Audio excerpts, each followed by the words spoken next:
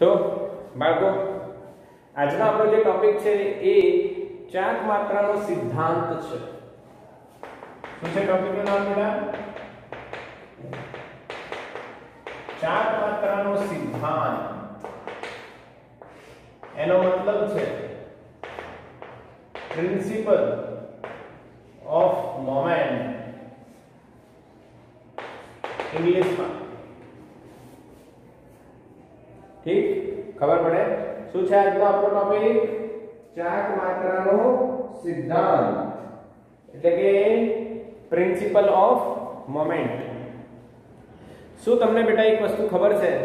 મેં કાલે તમને વાત કરી હતી કે ભાઈ આ થિયરીનો આપણે મોટું પતલું થિયરી આપણે કહીશું. કઈ થિયરી છે બેટા? મોટું પતલું. बताओ कौन कौन उचकीने फेंकी देશે? कौन कौन उचकीने फेंकी શકે છે? બોલો. મોટું પતલું ને તમે કહેશો મોટું પતલું ને. હા, સિમ્પલ લોજિક છે. મોટું છે પતલું ને ઉચકીને ફેંકી દેશે. પરંતુ પતલું તમને ખબર છે કે માઇન્ડ નો યુઝ કરે છે. પતલું શેનો યુઝ કરે છે બેટા? માઇન્ડ નો. જો તમે કાર્ટૂન જોયું હોય તો પતલું તમને ખબર છે કે માઇન્ડ નો યુઝ કરે છે. હોશિયાર માણસ હોય છે અને હોશિયાર માણસ હોય એટલે આરામથી એને કોઈ ફેંકી ન દે, કદાચ એ મોટું ને ફેંકી દેશે. તો તમે એમ કહો કે પતલું મોટું ને કઈ રીતના ઉચકશે? તો લોજિકલ વાત સમજો બેટા. આપણે સીસો ખબર છે તમને? Yes or no? સીસો, ઉચ્ચક નીચક. ગુજરાતીમાં આપણે કહીએ તો ઉચ્ચક નીચક. એની વાત કરો બેટા. તો અહીંયા આ ઉચ્ચક નીચક છે,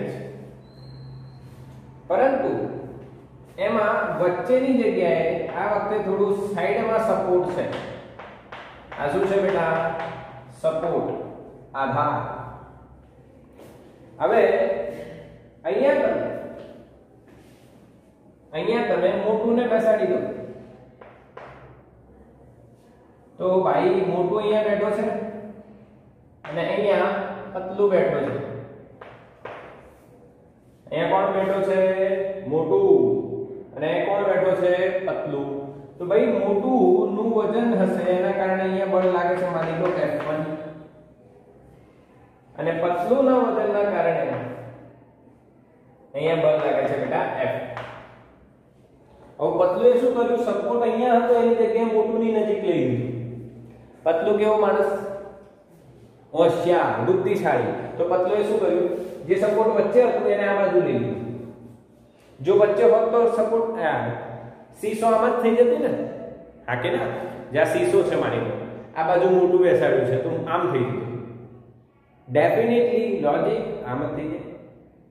પરંતુ મોટું એ શું કર્યું? પતલું એ શું કર્યું? સપોર્ટને મોટું તરફ મૂકી દીધું અને પછી આવું કર્યા પછી એને આવું થઈ ગયું. આમ આ અહીંયા મોટું છે અને સપોર્ટ મોટુંની નજીક આવી ગયું છે. તો પહેલા આમ થઈ જતું હતું, હવે આમ જેમ સપોર્ટ નજીક આવી ગયું તેમ બેલેન્સ થઈ ગયું. બેલેન્સ થઈ ગયું. અરે વાહ, હા કે ના? તો એના કઈ રીતના અચીવ કર્યું તે સમજીએ. માની લો આ અંતર બેટા D1 છે અને આ અંતર બેટા D2 છે. આ અંતર D1 છે અને આ અંતર D2 છે. સમજો મારી વાત, સમજો. હવે ધ્યાન આપવાની વાત એવી છે કે અહીંયા સપોર્ટ પર જ્યારે આ જે બી સળિયો હોય, પાટિયું હોય, સપોર્ટ પર મૂક્યું હોય તો એનું વજન બળ ક્યાં લાગશે? સપોર્ટ પર. અને સપોર્ટ એને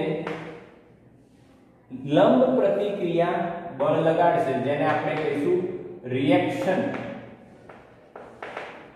from support. Reaction from support. Reaction from support. બોલો ક્લિયર?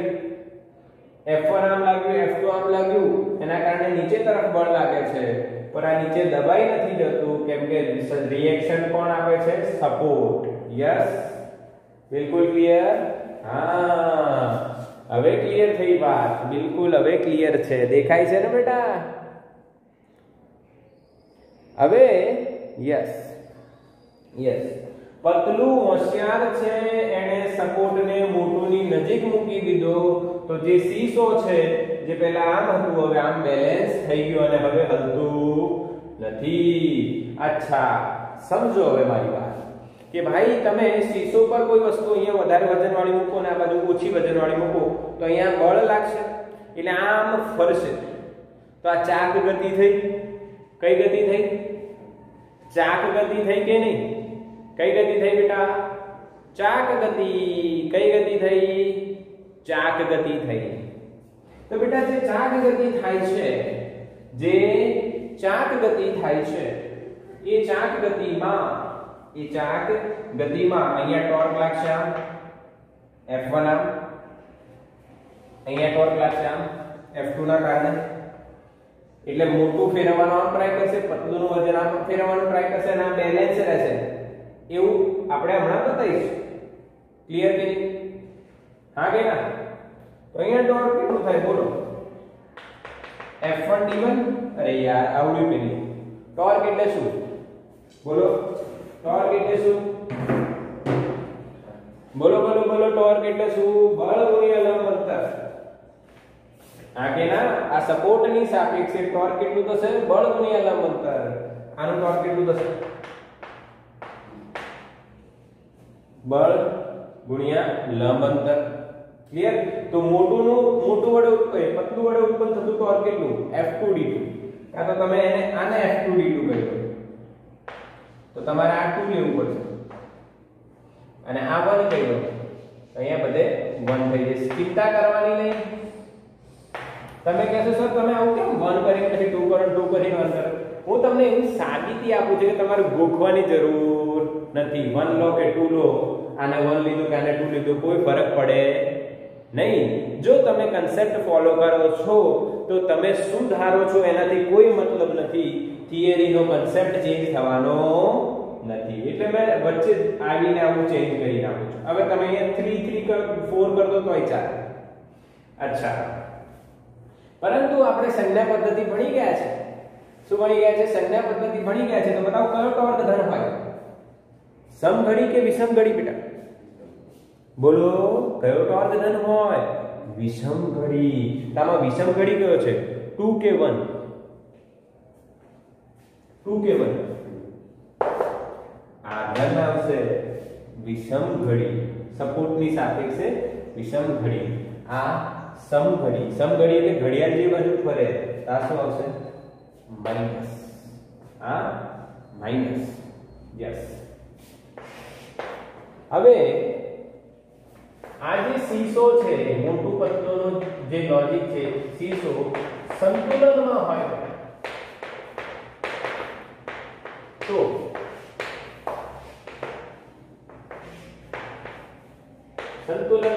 તો બે વસ્તુ આપણે લઈશું. સંતુલનમાં છે એટલે માની લો, જો સમજો સપોર્ટ વચ્ચે હતો, અહીંયા કોણ બેઠું? મોટું. અહીંયા કોણ બેઠું છે? પતલું. જો મોટું પતલું. હવે મોટું બેઠો છે અને સપોર્ટ વચ્ચે છે, તો આમ થઈ જશે. હા કે? હવે આ પતલું હોશિયાર છે, એને સપોર્ટ કઈ બાજુ કરી દીધું? મોટું બાજુ. અને આમ હતું, જેવું સપોર્ટ મોટું બાજુ ગયું એવું આમ બેલેન્સ થઈ ગયું. તો એ સંતુલન કહેવાય કે ના કહેવાય? યસ ઓર નો બેટા? Message fast. Message fast. Yes or no? Yes. બિલકુલ ક્લિયર. તો સંતુલનમાં આવે ત્યારે આપણને ખબર છે એક રેખીય સંતુલન અને બીજું બેટા ચાક ગતિય સંતુલન. ભણાયા છે ને તમને? આ બે સંતુલન ભણાયા ને તમને? હા, તો આપણે ભણ્યા જ છે ને સંતુલનના. આપણે કન્સેપ્ટ શીખ્યા છે બેટા. સો ડોન્ટ વરી. આપણે રેખીય સંતુલન ને ચાક ગતિય સંતુલન. રેખીય સંતુલનમાં અહીંયા ઉદ્ધવ સંતુલન લઈશું. કયું સંતુલન? ઉદ્ધવ સંતુલન. આમ તો સંતુલનમાં જ છે, કેમ કે આમ કોઈ બળ તો આપણે અહીંયા બતાવ્યું નથી, પણ આમ બળ લાગે છે એટલે ઉધ્વ સંતુલન આપણે વિચારીશું. જો બેટા આમ બી કદાચ બળ આવે, તો રેખીય સંતુલન હોય તો આ બધા બળોનો સરવાળો, સમશીતોષ્ણ દિશાના બળોનો સરવાળો શૂન્ય થાય. અહીંયા ઉધ્વ એટલે વર્ટિકલ ડાયરેક્શનના બળોનો સરવાળો શું થાય? શૂન્ય. ઉપર રિએક્શન લાગે J+, નીચે F1 ને F2 લાગે છે J- = 0 માટે R બરાબર શું થશે? F1 plus. બોલો હા કે ના? હા કે ના? આનું વજન આપણે અહીંયા ગણતા નથી, પાટિયાનું વજન. જો ગણીએ તો એનો mg આવે ભાઈ. એનું શું આવે? mg પછીની વાત છે, એ ડિટેલ કરાઈશું JEE નીટ માટે. અત્યારે એટલું બધું અંદર ઘૂસવાની જરૂર નથી, હમણાં કરાઈશ, ચિંતા ન કર. ચલો ઠીક બેટા, ખબર પડી? રિએક્શન અને આ F1 M2 નો સરવાળો સરખો હશે તો જ આ સપોર્ટ ટકી રહેશે. જો માની લો આ રિએક્શન ઓછું હોય અને F1 M2 વધારે હોય તો તૂટી જાય. Yes or no? યસ, આવડી ગયું ના? એનો મતલબ શું છે કે તમે એક પુઠ્ઠાના બ્લોક પર તમે ચડો તો બ્લોક બેસી જાય, અને તમે ટેબલ પર ચડો ટેબલ નીચે નથી બેસી જતું, કેમ કે ટેબલનું રિએક્શન પુઠ્ઠાના બ્લોક કરતા વધારે હોય અને બેલેન્સ કરી દેતું હશે એટલે તૂટતું નથી. ચલો ક્લિયર? બીજી વાત, ચાર ગતિ સંતુલન છે બેટા. ચાર ગતિ સંતુલનમાં શું 0 થાય? કુલ બાહ્ય ટોર્ક. ટોર્ક તમને ખબર છે બે છે ભાઈ, એક છે F2d2, બીજું છે F1d1 બરાબર શું થઈ જશે? 0. F2d2 અને બીજું -F1d1 બંનેનો સરવાળો શું થઈ જશે? 0. તો તમે અહીંયા શું લખી શકો છો? F2d2 બરાબર F1d1. હા કે ના? અને બેટા આને જ કહેવાય છે ચાક માત્રાનો સિદ્ધાંત. આ સૂત્રને જ આપણે શું કહીશું? ચાક માત્રાનો સિદ્ધાંત, પ્રિન્સિપલ ઓફ મોમેન્ટ્સ. ખબર પડી કે નહીં? Yes or no? ક્લિયર છે?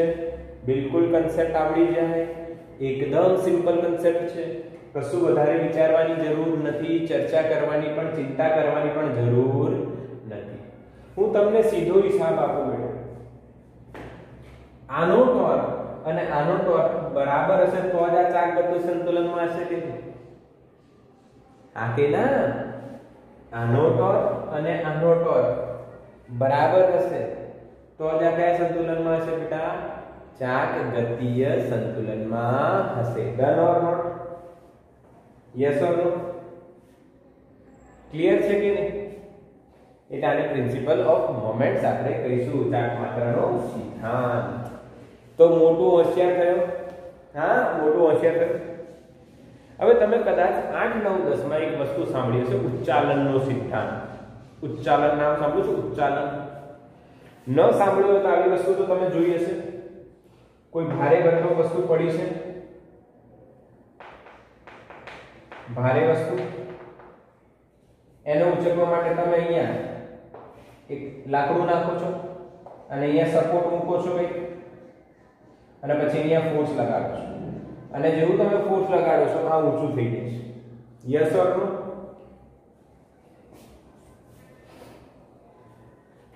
હા, એવું કરવાથી શું થાય ખબર? તમે ડાયરેક્ટલી આને ઉઠાવો તો જે બળ તમારે લગાડવું પડે એનાથી ખૂબ જ ઓછું બળ તમે અત્યારે આને ઉઠાવશો તો લગાવવું પડશે. યસ ઓર નો? ખબર પડી કે નહીં બેટા? બોલો, મેસેજ કરો. હા સર, આ તો વાત તમે જોરદાર કીધી. તો બેટા આને એ જ વસ્તુ અહીંયા છે. જો જ્યારે આ ભાઈ પતલું આના પર ન બેઠો હોય ત્યારે ચીચુકો, શું કહેવાય? ચીચુકો કહેવાય? મને ખબર નહીં. સીસો છે બેટા, આમ હતું. પતલું એ શું કર્યું? સપોર્ટ ને અહીંયા લઈ આવવાની નજીક અને અહીંયા બેસી ગયો તો બેલેન્સ થઈ ગયું. આ બંને વસ્તુ સરખી છે બેટા. આ તો મેં તમને મોટું પતલું થી યાદ રહી જાય એટલે આ થિયરી કરાય છે આ રીતે. હવે અહીંયા જોવાની વાત એક વસ્તુ છે, આ થિયરી અહીંયાની વાત કરીશું. યાંત્રિક ફાયદો ઇંગ્લિશમાં એને કહેવાય મેકેનિકલ એડવાન્ટેજ.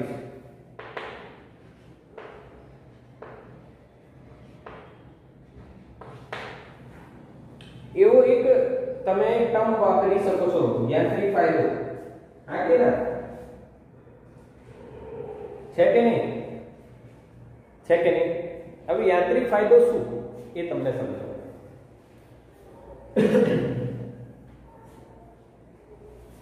કે ભાઈ મોટું ને ઉચકવા માટે તમારે જો પતલું દ્વારા ઉચકાવવું હોય તો પતલું જેવા 5-6 માણસોની જરૂર પડે તો મોટું ઉચકાય. પણ પતલું એક જ છે, એનો બળ F1 જ પેદા થઈ શકે છે.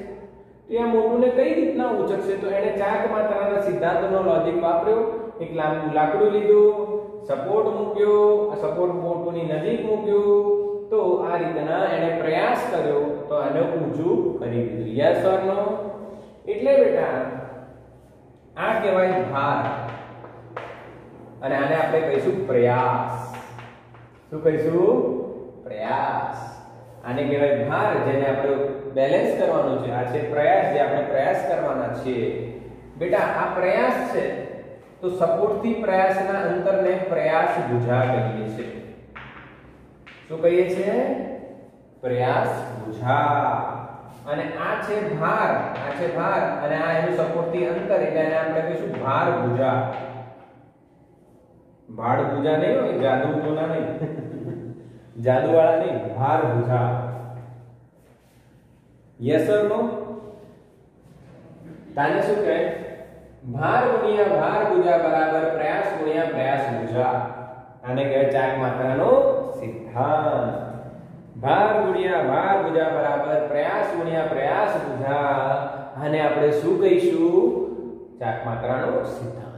હવે યાંત્રિક ફાયદો શું થયો બોલો? મેકેનિકલ એડવાન્ટેજ શું થાય?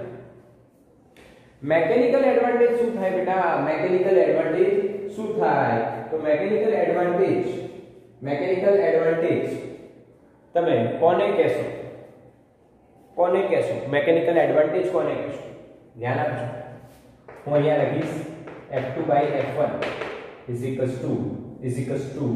F2/F1 d1/dt. યસ ઓર નો લખાય કે ના લખાય? Yes or no? Yes or no? હા, તમે એનસીઈઆરટી માં જો ઊંધું દેખાશે. એનસીઈઆરટી માં ચેક કરો, ઊંધું છે. અચ્છા, એનસીઈઆરટી માં સુધારવાનું નથી, આના કરતા ઊંધું છે. એનસીઈઆરટી માં સાચું જ છે. મેં તમને અહીંયા બતાવ્યું હતું કે અહીં મેં F1 D1 F2 D2 ને બદલી નાખ્યા. તો સર આનો મતલબ શું?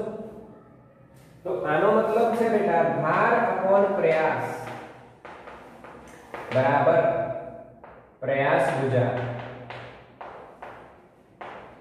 છેદમાં ભાર ભુજા. આ થયું ને? આને આપણે યાંત્રિક ફાયદો કહીએ છીએ. ક્લિયર છે? હા કે ના? યસ ઓર નો? હવે તમે જો એક ફીલ કરાવો, વસ્તુ ફીલ કરાવો. તમે જો હું અહીંયા F2 લખું, F2 બરાબર d1/d2 into F1 લખાય. આવું લખાય કે ના લખાય? F2 અને F1 ને સામે લઈ. હવે જો તમે સમજજો, કોણ મોટા છે અહીંયા?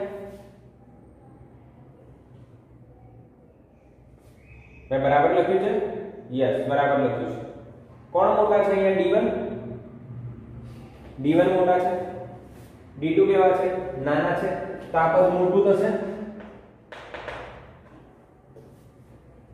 તો આ પદ મોટું થઈ જાય તો F1 આપણે ઓછું લગાવીએ તો પણ F2 જેટલું આપણે બળ ઉત્પન્ન કરી શકીએ. હા, આપણે બળ ઉત્પન્ન કરી શકીએ. એટલે આને કહેવાય યાંત્રિક રીતના શું થયો તમને ફાયદો?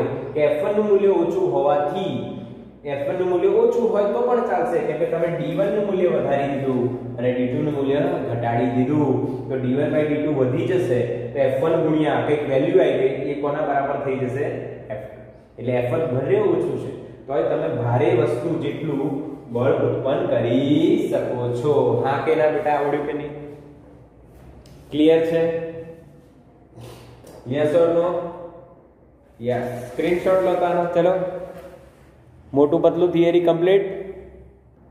चलो स्क्रीनशॉट डन बेटा, हाँ के ना, ओके ओके।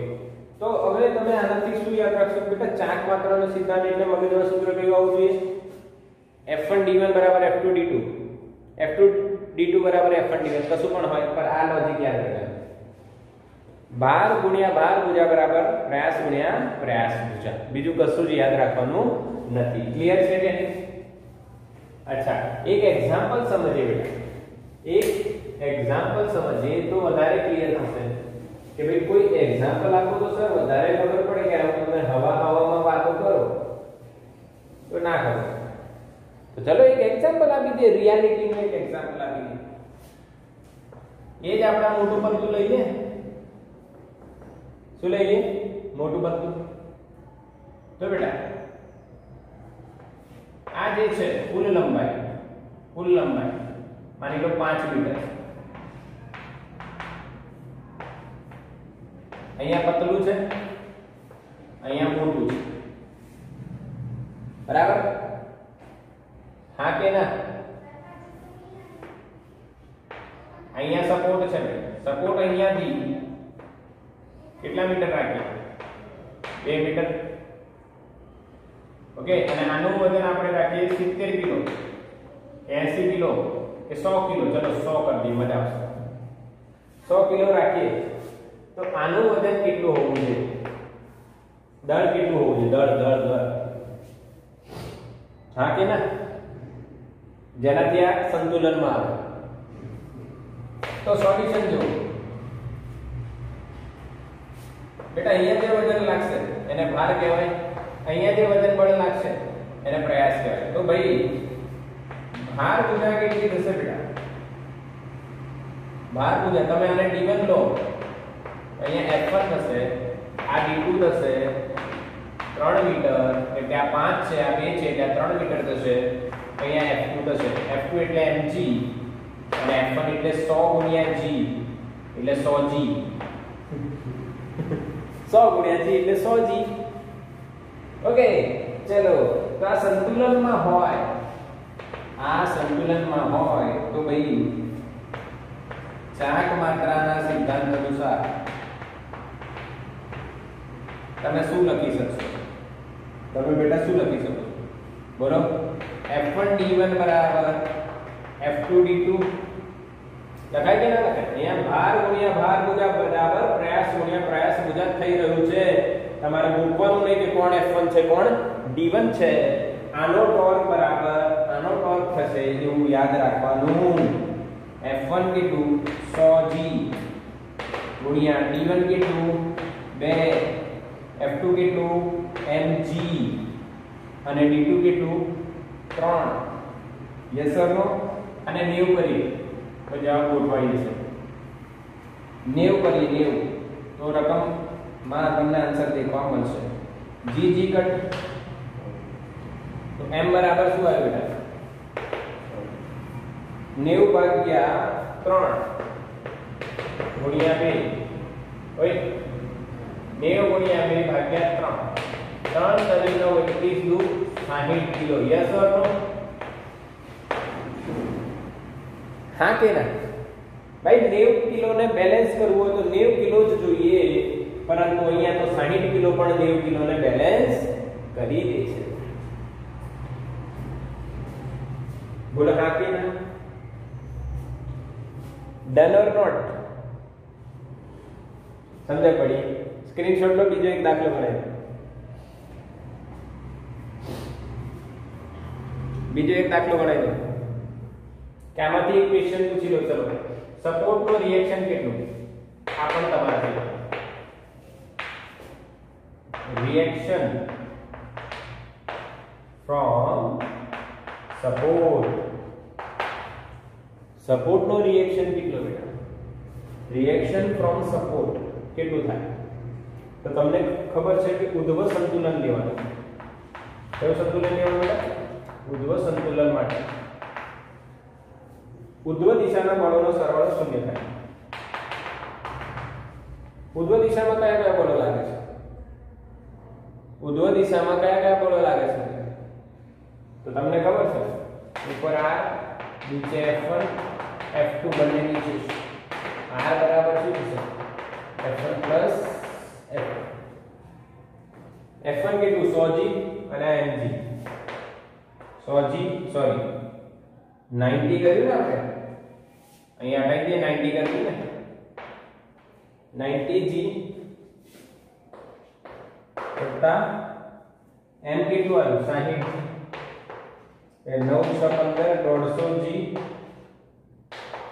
ન્યૂટન g ની વેલ્યુ 10 આપી હોય તો 10 મૂકી દો એટલે 1500 ન્યૂટન મળે બોલો હાથીના બેટા આવડ્યું કે નહીં દાખલો ક્લિયર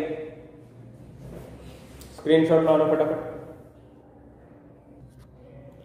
ચલો બેટા ક્લિયર આવડી ગયો સ્ક્રીનશોટ લઈ લીધું તમને દાખલો આવડી ગયો હવે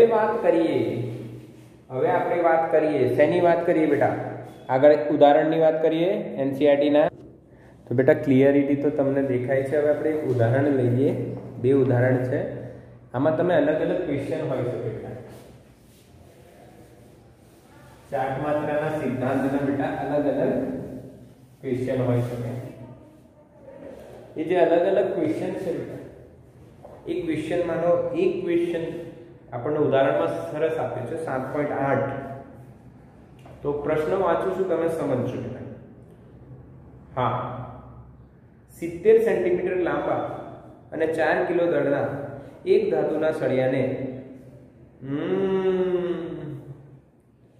ધાતુના સળિયાનો વજન આવ્યો મેં તમને કીધું હતું જો વજન આવશે તો આપણે વિચારવું પડશે ત્યારે મેં શીખવાડતો ત્યારે વજન લીધું નથી તો હવે આવે છે વજન અને આપણે શીખવું પડશે તો આ દાખલાને સ્ટાર કર દો મસ્ત દાખલો છે અંદર તમે કેલ્ક્યુલેશન જોઈ શકો છો ઉદાહરણ એનસીઈઆરટી માં આપણે એનાથી સિમ્પલ ટ્રીક સિમ્પલ કેલ્ક્યુલેશન અને વિથ કન્સેપ્ટ આપણે શીખીશું તો 70 સેન્ટીમીટર લાંબા અને 4 કેજી દળના એક ધાતુના સળિયાને બંને છેડેથી 10 સેન્ટીમીટર દૂર મૂકેલ બે છરી ધાર પર ગોઠવેલ છે એક છેડાથી 30 સેન્ટીમીટર દૂર એક 6 કેજીનો બોજ લટકાવવામાં આવેલ છે છરીધાર પર પ્રતિક્રિયા બળો શોધો એટલે R1 અને R2 શોધવાના છે આકૃતિ આપેલી છે છરીધાર પર એનો મતલબ શું છે બેટા તો કે આ તમે એમ વિચારી શકો તમારી જોડે બે ચપ્પુ છે નાઈફ બરાબર આમ રાખ્યા છે અહીંયા એક સળિયો મૂક્યો છે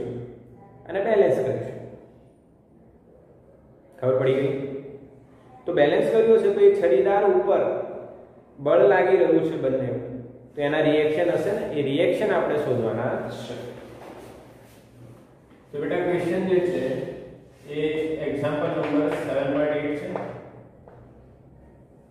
અને એમાં આપણને એક સળિયો આપ્યો છે હું થોડું લાંબુ દોરવાનું પસંદ કરીશ આ એ છેડો છે બેટા આ બી છેડો છે ઓકે અને આ જે સળિયો છે બેટા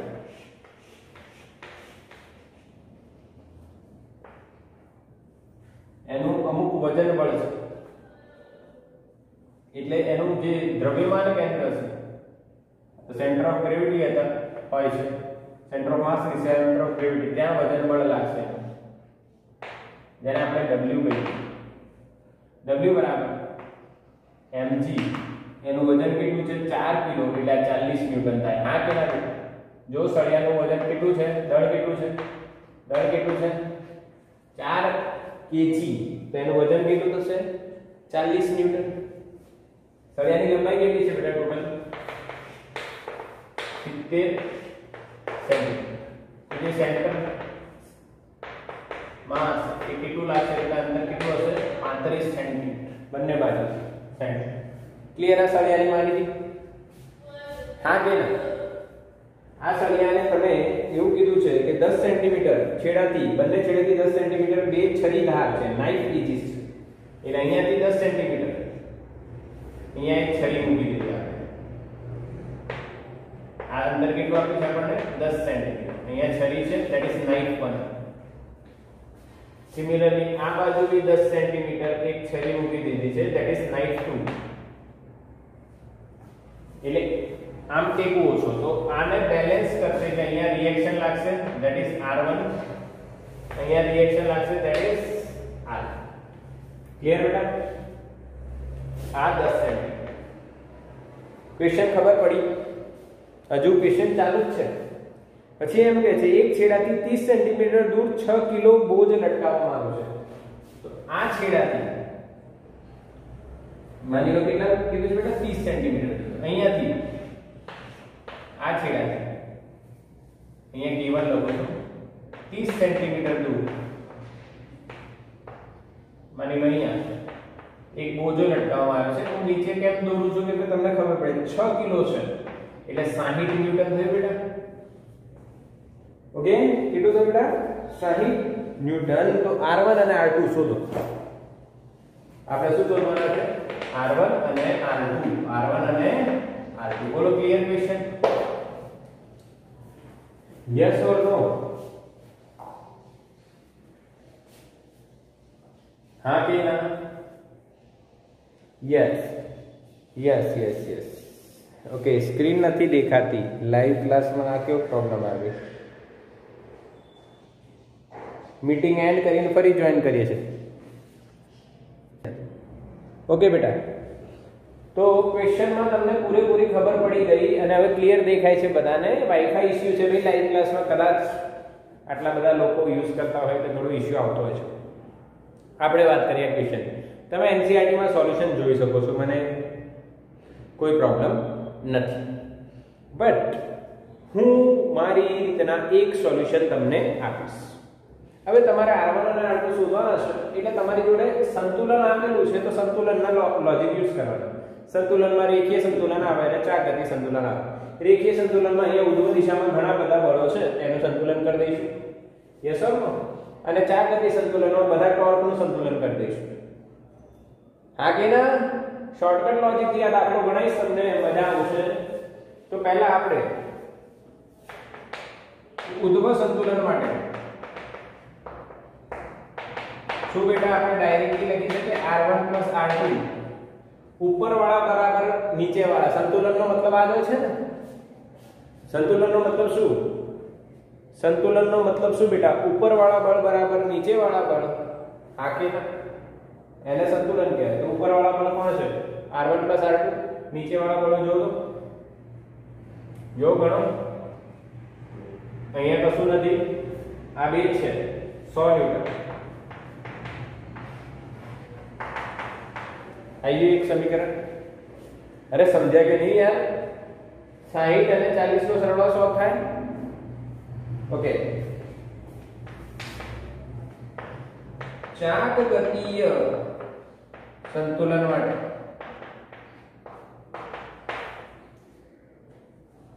ટોર્ક શું થશે? કુલ ટોર્ક 0. એ તો ખબર છે ને? અને ઉર્ધ્વ સંતુલનમાં કુલ બળ 0 થાય. તો ઉપરવાળા બરાબર નીચેવાળા લઈ જવાના. હવે આમાં શું કરીશું? ધ્યાન આપજો. મેં તમને કીધું કે ટોર્કનું સૂત્ર શું છે બેટા? R cross F. હા, અને મૂલ્ય આપણે ડાયરેક્ટ કીધું બળ ગુણ્યા લંબ અંતર. પર લંબ અંતર ક્યાંથી? સંદર્ભ બિંદુ. યાદ છે ને? લંબ અંતર ક્યાંથી? સંદર્ભ બિંદુથી. એટલે ટોર્ક શેના પર આધાર રાખે? ટોર્ક સંદર્ભ બિંદુ પર આધાર રાખે.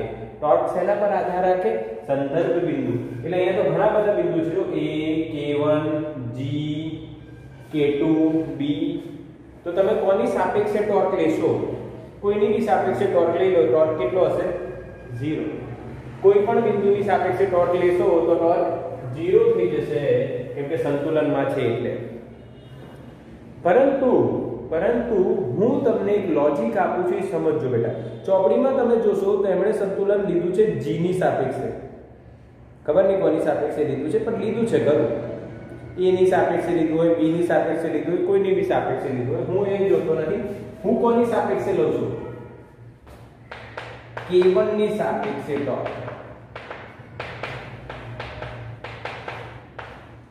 કાં તો K1 ની સાપેક્ષે લઈશું, કાં તો K2 ની સાપેક્ષે લઈશું. એનું કારણ શું છે? જો સમજજો મારી વાત, બેટા મજા આવશે. K1 ની સાપેક્ષે તમે આ બિંદુની અહીંયા ટોર્ક લેશો, આની સાપેક્ષે, તો R1 નું ટોર્ક 0 થઈ જશે. એટલે તમારે શોધવાનું પણ છે r1 અને r2. જો તમે g ની સાપેક્ષે લેશો કે કોઈ બીજા બિંદુની સાપેક્ષે ટોર્ક લેશો તો r1 અને r2 બંને આવશે અને બંને જ્ઞાત નથી એટલે તમારે સોલ્યુશન લાંબુ થશે. પણ આપણે k1 ની સાપેક્ષે ટોર્ક લઈ લઈશું એટલે r1 તો જતો રહેશે સમીકરણમાં આવે ખાલી કોણ આવશે r2 એટલે ડાયરેક્ટ આન્સર આવી જશે. Yes or no? ઓકે, તો આપણે આની સાપેક્ષે ટોર્ક લઈએ તો 60 ન્યૂટન કેમનું ફરશે સમઘડી તો શું આવશે -60 ગુણ્યા એનો અહીંયાથી અંતર કેટલું આ 30 આ 10 આ 30 આ 10 તો આ કેટલું 20 पर ऐसे में આવશે બેટા સેન્ટીમીટર માં એટલે તમે 0.2 લખી શકો છો. સમજ્યા પડે? અચ્છા, બીજો બળ કયો છે W40 એ k1 ની સાપેક્ષે કઈ બાજુ ફરશે સમઘડી એટલે શું આવશે -40 ગુણ્યા આ અંતર કેટલું તો બેટા જો આ અંતર 35 આ 30 તો અંતર કેટલું થશે 5. Yes or no? Yes or no? हाँ के ना? Yes, खबर पड़ी रही है. Yes, तो आ 5 कल कहीं थी अंतर कितनु W નું 25 એટલે 0.25. કા તો તમે સેન્ટીમીટર જ રાખો તો તકલીફ નહીં પડે કેમ કે સામે 0 છે એટલે 10 ની -2 કોમન આવીને 0 થઈ જશે. ઓકે, કેમ કે બધે સેન્ટીમીટર છે. હવે કોઈ બીજો બળ કરો. યસ, R2 રહ્યું ને R2 નો ટોર્ક આવશે પ્લસ. કેમ? ધ્યાન આપો R2 ક્યાં જાય છે બેટા કઈ દિશા કહેવાય વિષમ ઘડી ઉપર તરફ છે એટલે આની સાપેક્ષે વિષમ ઘડી પર છે એટલે R2 નું ટોર્ક ધન આવશે. પણ આ અંતર લખવું પડશે ને તમારે બળ ગુણ્યા લંબ અંતર લખવું પડશે બેટા. ચિંતા નહીં કરો મજા આવશે બેટા. આ 35 તો આ 35 જ હશે ને 35 માંથી આ 10 કાઢશો તો 25 આ 25 અને આ 25 તો કેટલું થઈ જશે 50. અરે હા કે ના ઇઝિકલ ટુ કોઈ બળ હવે બાકી નથી. આનો ટોર્ક તો 0 r1 નો ટોર્ક તો 0. બોલો આખા ઇક્વેશનમાં ખાલી r2 છે. યસ, લોજિક ખબર પડી બેટા. આ 50 કઈ રીતના થયું સીધો હિસાબ છે. જો ટોટલ 70 છે. આ બે વચ્ચે અંતર શોધો k1 થી r2 નું અંતર શોધો ટોટલ 70. આ 10 10 કાઢ દો એટલે 70 માંથી 20 જાય 70 માંથી 20 જાય તો કેટલા વધે બેટા 50. અરે બેટા આવડ્યું કે નહીં? ખબર પડી કે નહીં? મેસેજ કરો. વિડિયો મળશે પરંતુ વિડિયો રેકોર્ડિંગ બી ચાલુ છે પરંતુ તમને આવડવું જોઈએ કેમ કે 3 2 4 સ્ટેપમાં જ આન્સર આવી જશે એકદમ. લગભગ 1 2 અને ત્રીજી સ્ટેપમાં તમને આન્સર દેખાશે. ઓકે, R2 બરાબર કેટલા થાય જો એક ટ્રીક આપો બેટા. એક મસ્ત ટ્રીક આપો. બધામાંથી 0 એક 0 બધામાંથી કાઢી નાખો. કેમ? સામે 0 છે એટલે બધામાંથી 10 કોમન કાઢ્યું અને એ બાજુ લઈ ગયા. આ તો 10 વડે ભાગી નાખે. હવે તો આ 60 120 અને 25 100 એટલે 220 ને 220 એ બાજુ જશે. હા કે ના? ભાગે કેટલા કરવાના છે 50 અથવા 5. હવે તો 5 થશે ને. જો તમે 0 રાખતા તો 25 100 આ 1000 થતું 60 120 આ 1200 થતું 1000 ને 1200 2200 એક બાજુ જતા ભાગ્યા થતા 50 2200 ભાગ્યા 50 થતું એટલે 220 ભાગ્યા 5. બોલો 220 ભાગ્યા 5 કેટલું થાય? તો તમે કરશો 5 ચોક 20 વધ્યા 2 44 મીટર. હા કે ના બેટા? 44 મીટર. તમે કહેશો સર ચોપડીમાં જવાબ નહીં આવતો. અરે બેટા એ લોકોએ g ને 9.8 લીધો છે. મેં g કેટલા લીધા 10. પાકો? અને સમીકરણ 1 પરથી r1 બરાબર 100 r2 બેટા 100 માંથી 44 કાઢશો તો કેટલું વધશે 56.